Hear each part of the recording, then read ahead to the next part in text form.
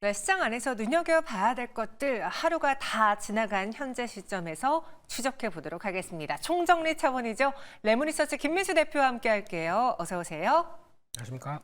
네, 안녕하십니까. 네. 대표님, 이 정도면은 9월에 첫 거래를 좀 나쁘지 않게 시장이 움직이는 것 같다가도 보면 지수 왜곡 현상이 강해요. 코스닥도 상승은 하고 있긴 하지만 천여 개가 넘는 종목이 하락하고 있거든요. 네. 이런 좀 지지부진한 시장이 이번 주 내내 이어질 것인지 오후장의 느낌 어떻게 받으셨습니까? 네, 이번 주 9월 달 하반기 나머지 힘내야 될 것 같은데 네. 지금 일단 지수가 올라간다고 해서 이게 올라가는 게 아닙니다. 왜냐면 지난주 금요일 날 동시효과 때 저희가 빠진 게 있습니다. 그거 부분을 만회하는 거니까 거의 보합이라고 봐야 되겠죠. 그런 쪽으로 봤었을 때 그럼에도 불구하고 수급을 보게 되면 외국인들이 매수한다. 오랜만이죠. 외국인들이 현물 매수하는 거 참 오랜만인데 이런 변화가 나온다는 거는 그래도 긍정적이지 않을까라는 쪽들인데 오늘 코스피는 뭐 코스닥도 마찬가지겠지만 이차전지 빼고는 아무것도 없었습니다. 네, 그런 상황 쪽에서 오히려 오후장 들다 보니까 시장의 그래도 상승폭이 좀 넓혀지면서 종목들의 변화가 조금씩 더 확장세로 들어갔다.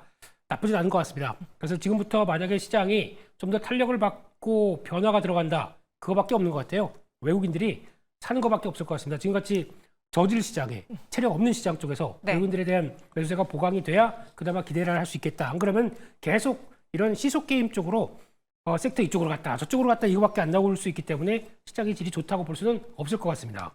그런 상황에서 우리는 무엇을 봐야 할지 하나씩 한번 짚어보겠습니다.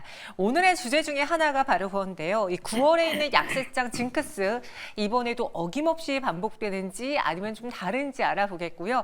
또 미국 국방부의 중국 배터리 보이콧, 2차 전지 풀 악세 밟을 수 있을까? 오늘은 또 쇼커버링이다라는 이야기도 있는데 하나씩 분석해 보도록 하죠. 국내 시장을 보시면요. 매년 9월에는 스코어가 좋지 않았다라는 이야기 저희가 지난 거래일에 전해드렸습니다. 왜 그럴까 하고 보니까 일단 역사적으로 재미가 없는 이유 중에 하나 추석 연휴가 있습니다. 그리고 여기에 더불어서 FOMC를 앞둔 눈치 보기 때문에 증권가에서도 한 코스피 밴드는 2600에서 804일 것이다. 그러니까 현상 유지해서 왔다 갔다 할 것이다라고 바라보고 있어요. 그리고 그 안에서 우리가 봐야 될 건 이렇게 지수단의 변동은 없는데 그 안의 내용은 너무 빠르게 움직입니다. 바이오냐, 반도체냐, 2차 전지냐. 또 이 중에서 누군가 주도자를 잡으면 수급 블랙홀이 심화되고 있죠. 오늘은 주인공 2차 전지입니다. 여기에 원달러 환율의 급락, 이 환율이 자꾸 왔다 갔다 하다 보니까 국내 시장 안에서 이 환율 효과를 볼 수 있는 기업들의 경우에는 다시 피해주가 되기도 하고요. 대표적으로 최근에는 수출주들이 그로 인해서 된서리를 맞았었죠. 마지막으로 얼어붙은 개인 투자자입니다. 주식하시는 분들은 요즘 금투세 관련한 기사만 보면 화가 치밀어 오른다라고 하죠. 정치 공방이 장기화되면서 아직까지 해결될 기미가 보이지 않자 개인 투자자분들이 조금 더 투자 심리가 악화되어 있는 상황이고요. 여기에 경기 수축 기조도 우려되고 있습니다. 실제로 증시 자금도 대기 자금도 많이 줄어들었습니다. 8월 5일과 29일을 비교하시면 예탁금의 경우에는 기존에 한 60조 육박한 상황에서 53조 원대까지 내려왔고요. 신용거래 융자 잔고도 지금 17조 원대까지 내려왔습니다. 19조 원대에서 17조 블랙먼데이를 겪고 나서 추가적으로 하락이 나오고 있습니다. 김민수 대표님, 네. 이런 것들을 봤을 때 9월 시장 쉽지만은 않겠다라는 생각이 드는데 이런 위험 회피 신호가 당분간은 좀 강해질지 이 체크 포인트 중에서 우리 김민수 대표님은 어떤 게 가장 중요하다고 보십니까? 네, 3번이죠. 3번이요. 네, 그렇게 만들어주지 못하는 시장 환경에 따라서 돈을 계속 뺍니다. 가뜩이나 좀 주식 좀 해봐야지 밀리면 이 정도면 좀 정체됐다가 다음을 좀 노려봐야지 할 수 있을 만한 상황들이 아니라 돈이 계속 빠져나가고 게다가 또 추석 전후로 뭐 기대할 게 없지 않습니까? 한국 증시는. 네. 그러다 보니까 어차피 9월 달은 한 중반 정도는 없다라고 생각하시고 보는 이런 심정이기 때문에 아마 기대감이 많이 낮다라고 봐야 될 것 같고요. 그런 쪽에서 양시장 거래대금 합쳐서 8월 말도 그랬습니다. 합쳐봐야 20조도 안 되는 게 이게 무슨 시장입니까? 그냥 쉬었으면 좋겠어요. 그냥 이런 모습들 쪽에서 계속 시장 쏠림만 왔다 갔다 하는 강화되는 현상이다. 이제 개인들도 지치는 거죠. 네, 그런 쪽에서 앞서 말씀드렸듯이 그러면 이 빈틈에서 그래도 하반기를 노려보겠다라는 쪽에서 외국인들의 매수세가 좀 들어와 줘야 그 빈 공간을 좀 메꿀 수 있겠다라고 바라보는데 변동성 크고 기대하는 실익들이 그렇게 크게 없다라고 생각하게 되면 네. 적극적이지 않지 않을까요? 예, 결론적으로는 그냥 너무 공격적으로 대응하지 말자. 또 눈치 보자 이런 쪽으로 말씀드리겠습니다. 지금 개인 투자자분들의 이 얼어붙은 투자 심리가 문제다. 뭐 금투세 이야기도 있고 그리고 확인해야 될 이벤트도 많기 때문이다. 그것이 가장 큰 9월 시장의 문제다라고 해주셨는데 저는 개인적으로 사실 9월의 금리 인하 지금 기정사실화되어 있긴 하지만 모처럼 단행되는 금리 인하고 우리가 얼마나 기다렸던 금리 인하입니까? 그로 인해서 시장이 좋든 싫든 좀 크게 변동성이 나타나지 않을까라는 생각을 했는데 그런 흐름은 나타나지 않을까요? 그냥 저희 바람이죠. 네. 바람과 현실은 차이가 큽니다. 네, 그런 쪽에서 금리 인하는 또 한다는 거 다 알고 있습니다. 그렇게 그렇긴 해요. 되면은 이제 금리 인하는 이제 기정사실화된 상황 쪽에서 그러면 이제 또 시장은 뭘 보냐라고 하게 되면 금리가 이제 인하할 때가 됐는데 그만큼의 경기가 위축되느냐 이 신호를 많이 볼 겁니다. 그렇게 되면은 이번 주 월 초 또 월 중반 또 월말 해서 봐야 될 또 매크로 지표들이 다양하게 나오고 있겠죠. 이런 것들이 생각보다 잘 어느 정도 소화를 할 수 있느냐의 여부에 따라서 바뀔 수가밖에 없기 때문에 지금은 매크로 지표에 따라서 그에 따른 해석 가지고 또 올랐다 내렸다가 반복될 수가 있습니다. 그렇기 때문에 그런 부분들을 나 도저히 이쪽에서 왔다 갔다 하는데 대응을 잘 못하겠다. 그러면 적정 현금 부분 두고 그리고 또 차라리 밀렸을 때 좀 하락했었을 때 들어갔다가 오히려 좀 올라오게 되면 정리하는 이런 트레이딩 전략적으로만 한정짓는 게 오히려 지금 시장을 살아남는 방법이 아닌가라고 생각 들고 있습니다. 저희 시청자분 중에 한 분은요. 8월 이후 줄기차게 팔고 있는 기관이 문제다라는 의견도 주셨고 또 한 분은 어제 여야 대표회담 속에서 다뤄졌던 금투세 이슈 완화와 연준에서 금리 인하까지 더해진다면 9월 증시 좋은 스코어 나타날 수도 있지 않을까요? 라는 기대까지 올려주셨는데 살펴보면 역사상으로 재미가 없는 9월이라고는 하지만 그럼에도 이벤트는 많잖아요. 뭐 9월에 보피 출시 이야기도 있죠. 그리고 네. 아이폰 16 AI가 탑재돼서 이번에 생산량도 늘렸다라고 하는 그 기대감도 있고 여기에 밸류업과 관련해서 ETF 출시도 이제 앞두고 있습니다.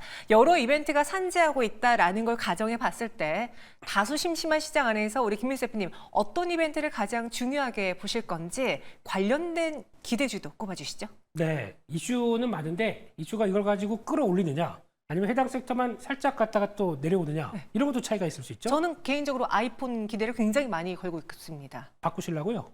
아니 주식 저기. 네. 네. 그렇습니다. 그 개인적인 사심을 주가에 연결시키면 안 되고요. 네. 그런 쪽에서 일단 아이폰 판매 중요합니다. 왜냐하면 이게 아이폰 관련주 뭐 아니면 아이폰 판매와 관련된 쪽에 뭐 스마트폰 관련주 이쪽으로 네. 생각하시면 안 되고요. 이게 결국에 미치는 여파는 AI를 통해서 성과가 나올 수 있는 또 하나의 하드웨어 기기 쪽에 대한 변화를 가져가게 되면 거기 탑재되는 모바일 D램 같은 경우는 또 탑재량이 늘어난다. 그러면 또 오히려 이를 호재로 안고 반도체주들도 반등을 할 수 있는 또 하나의 기회가 될 수 있기 때문에 이게 미치는 여파는 생각보다 크다란 쪽으로 바라보면서 솔직히 갤럭시가 아니라 아이폰을 응원해야 되는 입장이지만 네. 반도체를 갖고 계신 분들은 솔직히 아이폰이 잘 되는 거 응원해야 될 것 같습니다.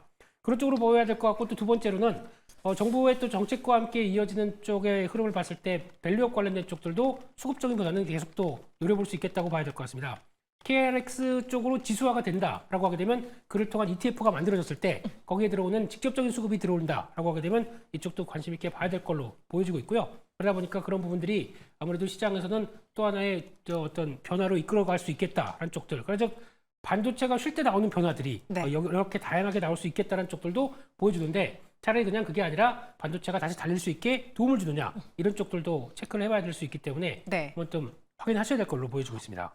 이벤트로 두 가지를 꼽았습니다. 아이폰 그리고 밸류업 이야기. 저희 시청자분도요. 오늘도 정현 아나운서는 혼났지만 그래도 저도 아이폰주 좋아 보입니다라는 의견을 주셨거든요. 김민수 대표님 네. 조금만 더 명확하게 들어가 본다면은 아이폰 16과 관련해서 우리가 눈여겨봐야 될 기대주, 밸류업과 관련해서 눈여겨봐야 될 기대주 한 종목씩 뭐가 있을까요? 네, 그냥 직접적으로 아이폰 관련주라고 하게 되면 LG노텍밖에 없겠죠. 네. 그래서 지금 LG노텍 관련된 쪽들도 지금 잘 견디고 있습니다. 시장 대비해서 아주 꿋꿋하게 버티고 있다 보니까 이에 따른 기대감들을 가장 안고 있다라는 쪽들인데 하지만 이게 관련주는 또 아이폰 16 발표하고 9월 9일이죠. 발표하면서 그때 모멘텀을 또 반짝 보여주고 또 새로운 이게 나올 수도 있기 때문에 그런 관점적으로는 한번 주의를 하시면서 또 오히려 먼저 올라갔다.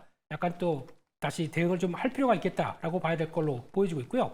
또 두 번째로는 밸류업 관련된 쪽은 뭐 지금 최근에는 좀 묵직하지만 뭐 네. KB금융 같은 경우 최근 동향을 보게 되면 그렇게 올라가는 것도 빠지는 것도 없습니다. 그런 쪽에서 최근에 정부 쪽에서 나오는 약간 대출 총량제 관련된 느낌 쪽으로 대출을 관리한다라는 쪽에서 부동산을 잡겠다는 의미긴 한데 아마 부동산 가격은 아무리 정부 정책이 좀 강하게 나온다고 하더라도 여러 가지 뭐 공급과 수요 거기다가 금리 인하까지 겹치게 되면은 오히려 제 갈 길을 가는 경향들이 높기 때문에 그에 따라서 부동산 가격과 함께 나올 수 있는 변화 그리고 또 대출에 대한 흐름들 역시나 그렇게 부정적으로 볼 필요는 없겠다라는 쪽에서 계속 이쪽에 대한 관심도 금융주에 대한 관심도 놓치면 안 될 것 같습니다. 네, 알겠습니다. 저희 초롱님은 냉정하게 생각해서 아이폰 바꿀 때가 돼서 바꾸는 건지 아니면 AI 기능 때문에 바꾸고 싶어하는 수요가 있는지 고민해보자라는 의견도 주셨습니다. 잘 참고해볼게요. 이번에는 2차 전지로 넘어가 보겠습니다. 오늘 시장의 주인공 누가 뭐라 해도 당연히 2차 전지이죠. 잊지 말고 다시 볼까? 2차 전지주 동반 급등세 보여주고 있어요. 세 가지 요인이 있는데요. 첫 번째, 변함없는 북미 시장의 전기차 대량 생산을 최근에 확인했죠. 지난주에 기사가 나왔습니다.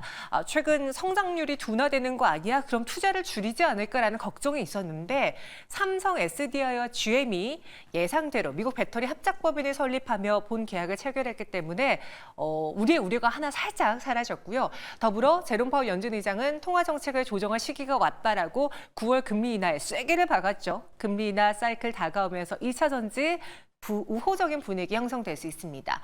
더불어 심지어 여기서 제가 살짝 오타가 나는데요. 공매도 쇼커버링이 진행 중에 있습니다.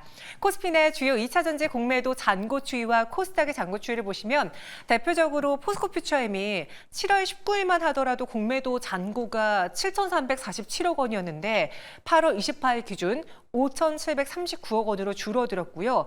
LNF의 경우에도 1,700억 원에서 889억 원으로 공매도 잔고가 줄었습니다. 눈에 띄게 준 건 코스닥 쪽이에요. 에코프로비엠이 8천억 원에서 7천억 원으로 줄었고 에코프로도 줄었고 나노신소재의 경우에도 236억 원에서 143억 원으로 전반적으로 한 달 전과 비교해 봤을 때 공매도 잔고가 줄어들었습니다. 그렇기 때문에 지금 뭐 2차 전지는 쇼커버링이 진행 중에 있습니다라고 많은 분들이 분석하고 있는데요. 김민수 대표님. 네. 이 중에서 2차 전지주의 반등의 트리거가 된 이슈 있을까요?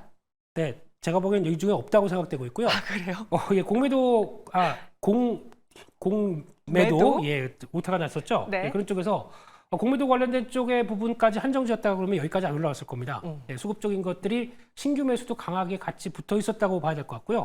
그런 쪽에서 업황에 대한 바닥 얘기가 나오면서 이어졌던 부분들. 게다가 또 LG에너지솔루션이 가장 강합니다. 그렇다는 얘기는 LG에너지솔루션에 어떤 체력적인 변화가 나올 것이다 라는 쪽으로 봤을 때 일단 하반기에 나오는 실적에 대한 이제 증익이 나오는 부분들. 근데 증익이 나오는데 한 4분기쯤에 나올 수 있는 4680 배터리에 대한 기대감이 좀 더 크다고 봐야 될 것 같습니다. 이 부분이 전 세계 글로벌에서 처음으로 뭐 파나소닉도 아니고요. 처음으로 이끌어진다라고 했었을 때 나올 수 있는 변화가 가장 또 기대감이 높았던 부분들이라고 봐야 될 것 같고요. 테슬라도 하려고 했는데 자체 생산을 하려고 하는데 못 따라옵니다. 그렇다는 얘기는 아마 지금 LG에너지솔루션의 강점들 또 특히 4680은 길고 좀 커지다 보니까 그에 따라서 공간이 좀 더 넓고 그에 따라서 화재에 대한 위험들도 많이 떨어질 수 있겠다라는 쪽들이 또 하나의 게임 체인저 역할로 다가오고 있다. 이것도 하나 좀 생각할 부분이 아닌가 생각되고 있기 때문에 네. 그에 따른 이제 복합적인 현상이라고는 이어지지만 갑작스럽게 올라오다 보니까 맞아요. 못 샀어요. 어.